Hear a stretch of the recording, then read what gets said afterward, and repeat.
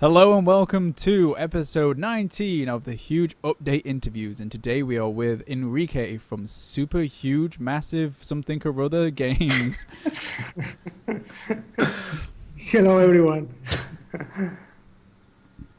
Yep, you want to take it away, Pete?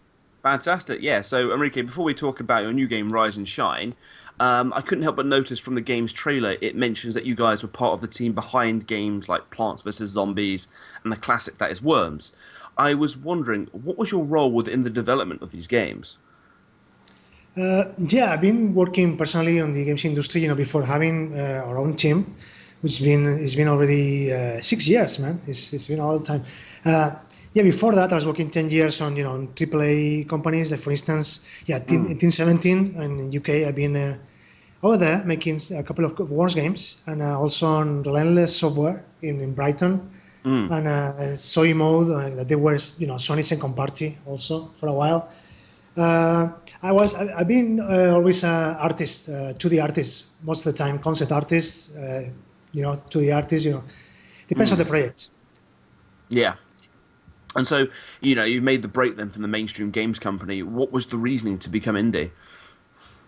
I just thought, especially it happened when the mobile phones became, smartphones became a more common thing, some years back, especially with the iPhone when, the App Store was announced, and suddenly it was very cheap to make a game in your bedroom. Once again, like in the Spectrum times, in the 80s. So I thought, well, this is, if I want to do something like this is the time to make it happen, no need to spend thousands of pounds in dev kits on engine license and huge teams. You didn't need that anymore, just with a Mac computer and iPhone, you can make a game, put it out there and hope for the best. Yeah, totally, because your first games were mobile-based, but you're now going to the PC and console market. I was wondering, is there a reason you decided to move away from the mobile development, considering the amount of success you found in the world of mobile games? Well, we are all in the team. We are, hardcore gamers. So we kind of felt, even though the first two games we made for mobile platforms were very hardcore games, contrary to most of the games that get released on those platforms, we thought, our potential public was on PC and consoles because that's what we play at home, pretty much. Yeah. So you want to kind of make a game that you could personally love and play yourself, then? Exactly, yeah, something like that, yeah. And so on to Rise and Shine. How would you say is the best way to sum it up in a couple of sentences? Well, I'll try. Rise and Shine is a single player 2D side explorer, and that mixes shooting with some shooting puzzles, which is a lot of shooting involved. Our publisher calls it the thinking man shooter, which I think is a pretty good definition for the game. Yeah, definitely. So there you go. Yeah, there you go. And what was the inspiration behind the game's concept? That's a good question, actually. I've been a huge fan of, you remember Another World? It was a game that was released on Mega Drive and Amiga computers at the time. It's been released, on PS4, PS3. It's getting released all the time, yeah? It's a true classic. Yeah. That's been like a huge influence for me. Like, this kind of narrative 2D side explorer, super polished, with little puzzles along the way, very arcade-ish also. Wanted to make something like that in our way. So I'm gonna say, if you say that our game is like a more arcadey Another World, that would be a good definition also. So, did you look at games like Contra and Super Meat Boy? Because in the trailer, it explained you will die a lot, and I thought, and it looks like quite a hard game if you're not thinking about where you're, shooting. Yeah, it's a pretty hard game, but yeah, of course, Super Meat Boy is a huge influence. Also, Hotline Miami. I like the games where do die a lot. Maybe on this one it's not as difficult as those two. Yeah.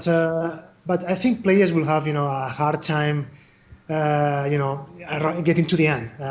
But I think they will at some point for sure. Yeah, it's not a super ultra difficult game. Yeah, exactly. But it's not easy. Yeah, they'll actually have to Absolutely. complete the game. Yeah, exactly. So yeah, something like that. Yeah, absolutely. Awesome. I noticed from the second we kind of start playing, because I looked at the beta and stuff, you're giving shine from the legendary warrior, aka Link. Would you say this is sort of a game like this game's like a love letter to games in general, really? Yeah, absolutely, absolutely. Yeah. In fact, the main story of the game is like, the classic, the world of classic video game characters has been invaded by these big, muscular space marines kind of guys. Yeah. That's kind of a little joke about that. Because it seems like from these years to now, uh, all big budget games or AAA releases, they seem to love having these big muscular space marines main characters for some reason. Yeah. Yeah, totally. Like Call I of don't know Duty why. is. Yeah, exactly. So I don't know. We kind of miss, the diversity that we had in the old times. In the retro games. There were all different kinds of characters, not only big, cool, muscular guys with with a high tech armor. Yeah. Which has become like a kind of a cliche. In video games. When you ask someone that doesn't play games at all, to tell you what they think about a video game character, they probably will tell you, yeah, space marines or big barbarians, with big swords, something like that. So they're kind of they're kind of a Exactly. cliche already. Yeah, exactly. And are there lots of like Easter eggs then, like from the past sort of thing in the game? Yeah, yeah. You'll find lots of different, Easter eggs and little references, all everywhere, from the retro games. You were playing those games and you love them. I think you will enjoy a lot just having an eye out, looking for some little Easter eggs everywhere that we place around the game. Nice. And how does this kind of affect the story of the game? Because of course we don't know much about Rise at the start, do we? So without spoiling too much, could you kind of give us a little bit of an incline of the actual narrative of the game? Sure, yeah. As I told you before, yeah, this big invasion by these space marines, space Yeah. grunts, as we call them in the game, Yeah. and the main character is called Rice. It's an 11-year-old kid who finds himself in the middle of the war, and he's given by accident Shine, which is this kind of legendary gun that gives its carrier different kinds of powers. But you'll find about those in the game, so I don't want to spoil anything really. Yeah. That's cool. And is there a lot of like banter between Rise and Shine then? Like, and do they develop as like kind of a duo? Yeah, exactly. Yeah, something like that. There will be some interaction between the two of them. Also, of course, gameplay-wise, Shine can actually shoot, different bullets and has different modifiers for those bullets. So combining those, you have to like make your way into the game. Solving puzzles and situations using different bullets and all. So it's almost just as much almost a puzzler than it is a shooter. Then it's kind of a mix between the two elements. Exactly, yeah, absolutely. But it's not a platformer. For some reason, some people like to call the game a platformer. But yeah, we have a jump button, and the Yeah. character can jump, and there are a couple of platforms here and there. Yeah, but but not. I wouldn't call the game a platformer really. The same as you wouldn't call another wall a platformer. I mean, you can jump sometimes, but it's not the whole point of the game. It's more about shooting and covering, because also the game has a cover system. You cannot Yes. find that a lot in 2D side scrollers. But yeah, not a lot of platforming really. So yeah, That's cool. So yeah, more of a puzzler shooter than anything else. exactly. Yeah. Yeah, exactly. And the art style, looking at it, is wonderfully vibrant and hand drawn. It must have taken ages to kind of conceive it, and it doesn't seem to be tiled. I was wondering, what was the inspiration and reasoning behind such a detailed aesthetic? Yeah. I myself, I'm an artist, the same as my partner. So every time we think about a new game, we put a lot of effort in the art department. Yeah. So this time, I wanted to go like just go the extra mile with this one. Just make something that we hadn't done before. Yeah. So we actually thought about making a 2D side scroller, but this time all levels will be like a huge illustration. So there are no repeating elements. Usually when you do like a 2D side scroller, you make like a tiling platform And then for decoration, you use different elements, like some trees here, some stones there, and you place them around the level, yeah, to make it a bit more alive. On this case, we wanted to make every step you take is different. It's a huge illustration, so it's sometimes some levels are like 3 meters wide, which is it's a lot of work, Yeah. So how do you go about like I don't know, even beginning that process? Because do you like draw it out on a bit of paper and like it just extends, or do you do little sections and put them together? Yeah, it's just crazy, Also, you need to count that there are, different parallax layers. So on top of the platform that the main character runs on, there are, also some layers are different also. So it's not only the whole thing, the whole level, 3 meters wide, but there are some levels, some layers that are also 3 meters wide, which is crazy. Yeah? But for making the levels, we in Unity, which is the engine we use to make the game, we made like a little mock-up with a plugin that you can actually create, very easily the topography of the levels, just moving some Bezier curves and all that. You see, you remember the engine that Ubisoft uses for the games. For instance, the Rayman games, you see. Yes. It's the same kind of concept. I think that the engine they use is very similar to this Unity plugin. So you can create your platforms, to your levels with just a couple of polygons and some Bezier curves. So it's pretty easy to create from scratch. And and once we have that mock-up working and everything is in place, then we start drawing on top of that. So it's a lot of work, man. It's pretty crazy. It looks like it. I mean, how big is the team then that kind of makes the whole game? Oh, that's the thing. We are pretty small. We are only 4.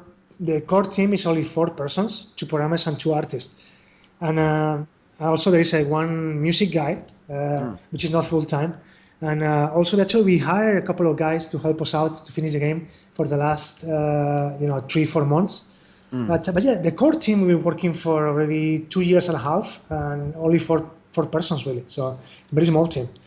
Well, yeah, it's a very kind of skeleton crew. Do you find it's hard because it's you and one other guy doing the art, isn't it, to kind of mold the art styles together, or have you got the experience between the both of you that that you can take on each other's art styles? That's a good question. Yeah. The other artist is actually my girlfriend, so we're working together for a while already. Yeah. So our styles mix together pretty well. She's the one making the backgrounds. She's only been doing the backgrounds. So yeah, she's been doing a fantastic job. She's incredible on that. And I do pretty much the rest that you can see the game, like characters, animation, particles, design. Comic story, everything else is me. But, my characters and her backgrounds, they mix together pretty well. So, yeah. Yeah, they're really nice together. Like, how amazingly detailed backgrounds. You can see there's like 5 different layers that go on there. Yeah, absolutely. We just hope that, the players, everyone that plays the game can see that, can appreciate that, every step you take is completely different. There is anything repeating at all. So, the technology has been there for a while already, but I guess nobody was crazy enough to make that happen, No, you thought, you'd be the first ones to kind of take on the mantle. Yeah, exactly. Well, I don't know if we are the first ones, but we are one of the few ones that we actually, took the effort to make it happen. Definitely. And what would you say has been the largest hurdle so far in development? Sorry, excuse me? What would you say has been the largest hurdle that you've had to overcome in the development process? Yeah, sure. The largest hurdle will be like we actually planned for a bigger game that is actually becoming, but after 5-6 months of development, we realized it was too much game for us for a 4-person team. Also, the budget wasn't that big to start with, so we had to make huge, well, not huge, really polished game, that was making sense for a team this size. So yeah, that was probably the first thing we encountered that we didn't think about before. Okay, we need to cut something from here because this thing is huge, and it will be like 10 years working ahead of us. So the game will never be done. Yeah, not even Half-Life 3, man. That's never coming out, is it really? I hope it does. I hope it does. Huge fan, but yeah, yeah. Definitely. Yeah, I hope it as well. Trust me.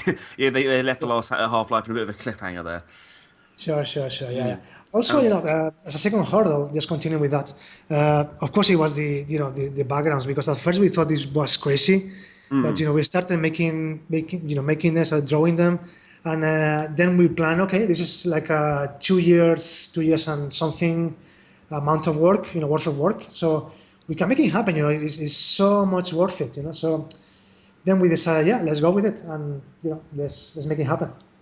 nice. Yeah, definitely worth it. And going back to the narrative sort of thing. Of course, there's Rise and there's Shine. Will he encounter other NPCs like the legendary warrior he does at the start?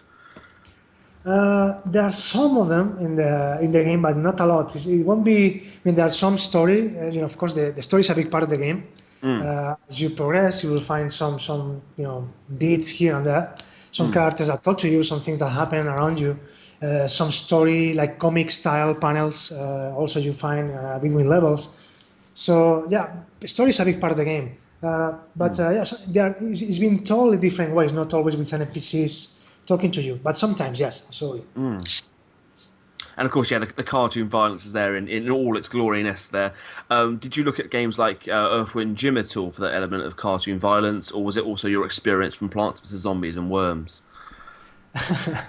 Yeah, it seems that the game, at first sight, some people tell us, okay, your game is so cartoony looking, it's like so colorful and animation is so Disney, Mm, and then bam, there's huge amounts of blood and swearing and you're like wow, it's a big shock, yeah. yeah. Sometimes, but yeah, I know. For instance, you usually you see anime. Also, the style is very cartoony and the storylines are sometimes are very adult like are for Mm, adults sometimes and only and it doesn't that you the fact that you're making a cartoony game it doesn't mean that it has to be funny and for all ages and for the family and all that in our mm. case we like to mix cartoony stuff because it's our style is what we do Yeah, yeah. with some violence is what the same thing as Clay we admire them as a developer because for instance Mark of the Ninja Oh yeah, uh, yeah. Mark the Ninja. yeah, it's a beautiful game. It's Mm, also cartoony and very well animated, but it's also mm. very violent. Also both in the storyline and in graphic violence, and blood in the screen, all that. So we like to mix those elements. I guess it's just part of our style. Oh, definitely. I love that sort of thing where it's like the cartoon with the ultra gore. I think it's a very kind of a great mix, and it really molds very nicely.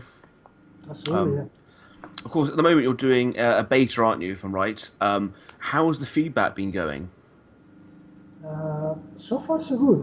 We love to to have the game to be tried for a lot of people as much as possible. So Mm, you get feedback as early as you can. mm, So that's crucial, for polishing some little errors of things that you didn't see while you were developing the game. And man, you cannot imagine it. Sometimes you think, oh yeah, this level is perfect as it is. This level is perfectly fine. And then you get that to people, and they start telling you, oh yeah, this is fucking wrong. This is so bad. This sucks. And it's like, oh my god, I didn't think about that. I don't thought either. And yeah, it's just you have to do it. Just get your game in the hands of people as soon as you can because it's so mm. very for the game's quality. Do, Absolutely. do you find like, 'cause of course, you've had to then obviously go back and change levels? That must be quite a pain in the ass, considering how much artwork has to be done and what has to be changed around. Yeah. That's probably the worst side of making these huge levels because making a change is a pain in the ass, as you said. Yeah. Mm, But it's yeah. Sometimes we have to do it. We have to do it.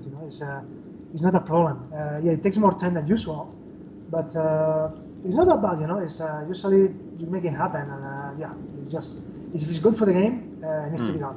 That's about it. Definitely. And has any of the feedback generally kind of changed any of the main game's mechanics or kind of altered any of the game's sort of like storyline or level design? Oh, yeah, but especially when we were shopping for a publisher, at the beginning of the game, looking for some, well, to be honest, for some money, apart from looking for a publisher. And we showed the game to pretty much everyone. And at the beginning, lots of publishers were interested in it. You'll be surprised, pretty much everyone wanted the game, from small to big publishers. But with time, some of them were telling us, okay, we like the game, but you need to remove the puzzle side of the game and just keep the shooting part only, because we find it confusing. And it was like, well, yeah, but then it wouldn't be so special, I mean, we could make another Metal Slug or another Broforce, yeah, if we wanted to. Yeah. But I love those games, and I don't think we can make it better than those, to be honest. So I wanted to make something different than only a side-scroller, shooter, Metal Slug kind of game. So we said, okay, we don't want to make that happen, So they said, okay, so we don't want the game anymore. We were like, okay, man. Wow. It's like all or nothing. So, yeah, exactly. And some of them were telling us the contrary, please remove the shooting part and just keep it with puzzles only. I was like, yeah, once again, we want to make something special, mixing those two elements. If you want to do something like some other games that are already on the market, we are not in, we don't want to do that. And then said, yeah, then we don't want to put it again. We were like, oh shit, not again. Jeez, there's a lot of, so a publisher's quite hard to work with then initially. Yeah, I mean, in the first stages, it was pretty difficult to find someone that liked what we wanted to make, And even when we find someone, then all different internal process started. So it's been pretty difficult for us to find someone that wanted to polish again. Thankfully, our Swing games were, very much from day one. They wanted to make it happen. They liked what we had, and super happy with them so far. I mean, you've used publishers again in the past, haven't you? What would you say is the best benefactor, or the best reason to have a publisher, in your opinion? Yeah, personally, as a small team, we hate all the marketing side of things. To be honest, yeah. Even for me, making this podcast with you guys, I mean, it's of course a pleasure. It's a big pleasure. It's a big honor to make a podcast with you guys. But it's kind of scary, for me. Like, I'm just this very shy guy, which is all the time indoors, working in my game, and sometimes talking to people, especially in English, which is not my first language, kind of very scary, for me. So, making publishers, helping you with that side of things is fantastic for me. Making social networks and outlets, and being out there with the press and with the fans on events and all that. It's great for us. It's a huge help. So that's the main thing I like about publishers. They kind of take control of that marketing side, leaving you to kind of make the game. Yeah. There are some other things like localization. They are in contact with platform holders like with Sony or Microsoft or Valve or whatever. And that's a big help, because as small guys, you sometimes cannot reach the big companies, and they're always in contact with them, so it's super helpful. Definitely. Yeah. So there's always small things like that, and also small things. So for us, it makes total sense. Yeah. And what is it kind of like? What is it like negotiating with a publisher, like the deals? Percentage-wise of the game and IP rights. Is that quite a difficult thing to kind of talk about with the publishers, or generally are they quite open? In our experience, especially when we started making games on our own, like 7 years ago, it was a completely different market. Games industry changes by day, as you probably know. Yeah. So 7 years ago, it was pretty difficult for us to keep our IP rights, but for us it was mandatory. It's been key for us from day one. So every publisher that wanted to work with us, it was mandatory to keep our IP. So they've been more or less understanding with that. But 7 years ago, they always wanted to try at least to get your IP from you. Definitely, yeah. You want to have that ownership. That is your, all the hard work. Exactly. But you had a hard time negotiating with them about keeping your IP.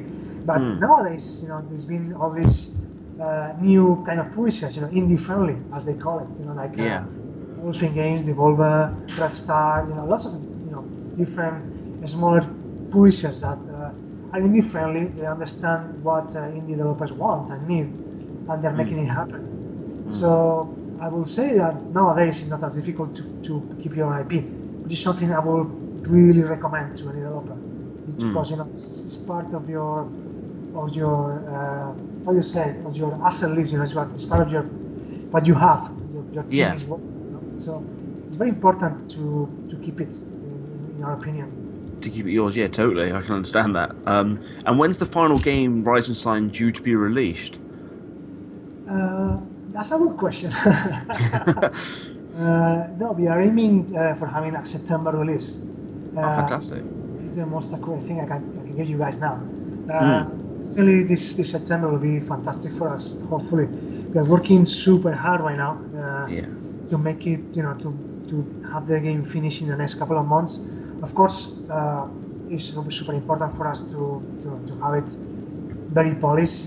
It's not like okay, we are finishing in 1 month, so let's rush it out of the door. It's not as we think. We like to make super polished experiences. Until the game is not done, we won't release it. Yeah, so we need to. Of course, yeah. Yeah. So I think September release is a pretty accurate for now. Yeah, definitely. Doing kind of hardcore crunch / polish mode really at the moment to make it look and feel as great as you can. Yeah. Yeah, something like that. I was wondering what has been the most enjoyable part of making Rise and Shine for you? For me, it's like it's my dream project personally. So making it happen, making it a reality, it's been fantastic because so far we've been doing games for mobile, which is it's cool because we made some very hardcore games and we always try to make them as polished as possible. Yeah. But especially with the second game, Super Magical, we felt that we were making a game for everyone, which is sometimes not a good idea, because we try to appeal to too many people, too much people sometimes, and then it's not special anymore. You know what I mean? Yeah, totally. Yeah, you're pandering to the mass rather than a kind of just specific demographic that really are interested in what you're doing. Exactly. So what happened with Super Magical is that in the screenshots and videos and all that, you saw that it was a very cartoony game, like it looked like a casual game sometimes, but at the core, it was a super hardcore game, with huge map, puzzles and very difficult game also. So it didn't appeal to hardcore audiences because it was very casual looking, and in the end it didn't appeal to casual people because it was super hardcore, it was super difficult. Yeah. So the bad thing for us, it was like it was kind of in the middle of the road, so not appealing to anyone. That's bad. But the Rise and Shine, we just made a game that sorry for the cliche, but we made a game that we like to play ourselves. That's something that we were proud of. That let's make a game that we are happy with, and if people like it, fantastic. If not, okay, sorry. Let's we'll make another one. Sorry about that. Yeah, I think that's a good philosophy to have. To be honest, that was similar to the Super Meat Boy team, wasn't it? Saying they made a game because it was a game they wanted to play. Exactly. Yeah, just making mixing together my favorite elements in a single game. And make it happen. Make it super refined and make it look like this is the game that all the puzzle mechanics and arcade mechanics and story mechanics are there and work really well together. So I think I will play. And also, it's not a super long game. It's not a 40 hours long game at all. It's just made for people that don't have time anymore to play super huge game anymore because they have kids, because they work all day, and so it kind of happens out with me, man. When I want to relax and play some games, I usually don't go for the 80-hour long games, super huge sandbox stuff. I always go for the simple ones, for 1 hour long games, 3 2-hour long games. Yeah. And, this is what our game is. It's a 3-hour long game at most. Super polished experience, super fun experience. So you can exactly. Enjoy, in short bursts if you want to. Yeah, a short, sweet experience that's been really nicely polished and obviously has a lot of love and care into it. Exactly, something like that. So it's got like a super. It looks like a sometimes I like to think it's like a big budget game, but Mm. it's not. It's not at all. I can tell you that. Yeah. Sadly, yeah. It looks like a super big budget game, but actually it looks like that because it's a kind of shortish game. It's a 2-3 hour long game. Yeah? And I Mm. hope that people that buy it, people players that play it, don't think about it like a bad point for a game. It's it's super polished and I hope people appreciate that.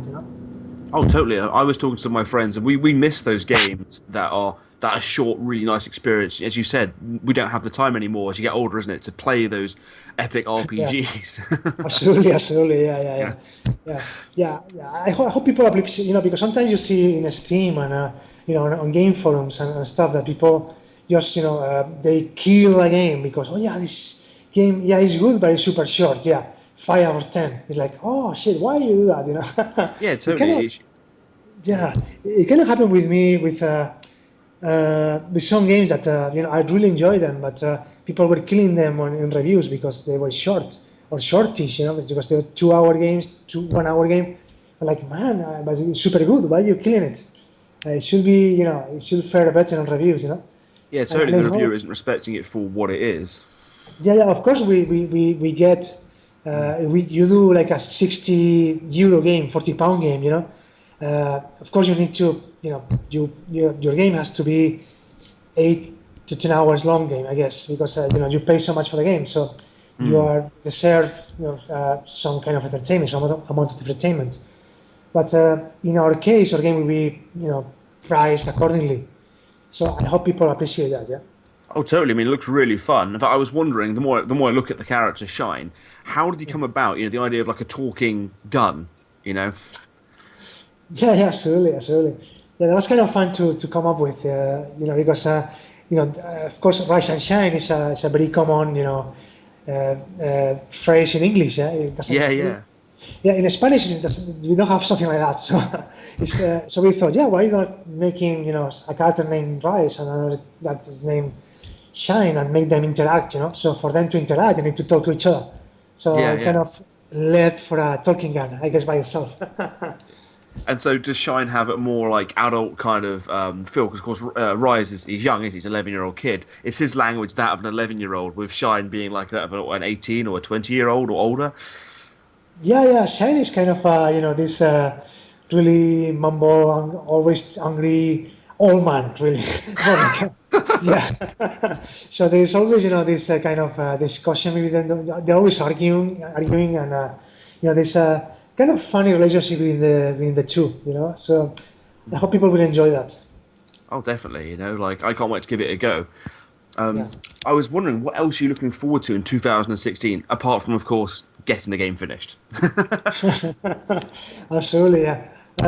Well, apart from getting finish it, then we start making the ports to the platforms. Hopefully, the game goes more or less well, which is Mm, crossing fingers all the time because we don't know. It's it's the scary part of being an indie developer. You never know how your game is gonna make. Even with the help of a publisher and with all the feedback we're getting, which is so far so good.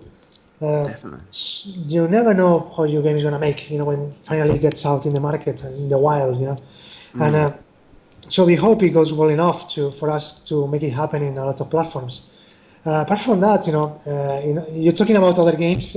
Yeah, other uh, games as well. Other people that you think that you're looking forward to seeing, or like people on Twitter that are doing something interesting. Yeah, absolutely. I'm a big fan of Capybara games. So Below is a game that I'm really looking forward to. That Mm. I love all the stuff they make. So Below, and also uh, big fan of the guys who are making Cuphead. In Xbox One. Oh, Cuphead, yes, yeah. Yeah, yeah, that's fantastic. It's a really good looking game, and those two basically, Below and Cuphead, especially Below because I love what Capybara games make with 2D. They are Yes, fantastic. The art direction on that is just great. definitely. And again, yeah, because Below has got a very almost like kind of a Dark Souls-esque feel, looking at like screenshots and stuff of it, but like on 2D. Absolutely. Yeah, yeah, yeah. But the art style is super polished. It's incredible. The art is original. and music is fantastic, and yeah, big fan of those guys. Yeah. Definitely, yeah. I can totally see the appeal of Cuphead, of course, because we all know that kind of looks like an old 1950s Disney game. Yeah. Oh my God, the amount of work in the animation of that game, must have been super crazy. I don't know how these guys just pull it off. It was just great. Definitely. I mean, like, how many frames of animation go into sort of making a run cycle for for Rise or Shine sort of shooting mechanics? 30. It's 60. The game it will run at 60 frame per second, 1080p all the time. So it's a lot of work for us also. We are trying to make it look, even though we are using skeleton-based animation, which is not frame by frame. But anyway, I don't like some games you use that technique also, but they rely 100% on that technique, and sometimes it looks like too plain, to look. They look kind of too flash looking, with all my respect for flash games, of course, but they're too plain, and we wanted to avoid that. Our game uses skeleton-based animations, but also lots and lots of frame-by-frame animation too, traditional animation, So it doesn't look too mechanical or too cold or too plain. It looks like a proper animation, like a proper old-school frame-by-frame animation, There's a lot of work involved in that also, apart from the backgrounds, of course. Oh, definitely. Have you ever got in touch with people like the Cuphead team and asked them about the animation practices? How they differ? No, sadly no. But huge fan of their work. I hope we meet them on a tree event. It happens in June. Hopefully, we'd love to say hello to those guys. Definitely. And when are you next showcasing Rise and Shine? So if anyone is around, they can check it out. Probably on Game Lab. It's an Spanish event taking place in Barcelona at the beginning of June. So hopefully that, and we are planning to to show the game in other places. But sorry, I cannot tell you anything about it yet. Sorry, okay. I would love to tell you. Surely, please believe me, but I cannot tell you anything about it yet. But but you'll have a huge surprise. I can tell you that. Awesome. I look forward to hearing about it. Great. Yeah. Well, thank you so much, by the way, for coming on and chatting to us and telling us about Rise and Shine and your kind of experience in the mainstream industry, and of course the amount of work that goes into making a hand-drawn game, really. Yeah, a lot of work, man. I can tell you that. It looks like it. Trust me. I'm looking at the screenshots. I'm almost blown away just how much is going on in one screenshot. Absolutely, yeah. It's been crazy, man. But I really hope you guys can enjoy it. When it comes out finally. Hopefully September. Yeah, hopefully September. Yeah, cross your fingers. Anything else you want to add, Al? No, just thank you again for coming along and telling us your story. And I'm September, if it definitely comes out, I'm gonna get it on all the platforms I can because I really want to play this game. It looks super good. Fantastic! Thank you very much for that. Thank you. No problem. Just want to give any plugs to where people can find you on the internet? Yeah, absolutely. We are more active on our Twitter account, so you can find us at Super Mega Team on Twitter. Also, we got a Facebook that we sometimes post some updates also. But if you want to be up to date with the game, daily updates happening on Twitter for sure. Also, we have a website, supermegateam.com, that you can visit if you want for all the trailers and info about the game. But yeah, I'll say it again. Twitter is where we are the most active. So go there and follow us, please. All right, and we've been Huge Update with another episode. You can find us over our own website, which is hugeupdate.squarespace.com. You can also find us on Twitter, where we're the most active, which is our huge update. It's just that. And so I've been Alistair. We've been talking to Enrique, and Pete's been talking mostly, and we're all going to say goodbye now. So everybody, say goodbye. Bye, guys. Bye-bye. Bye. Bye. Thank you. Bye. Thanks a lot. Bye. Bye.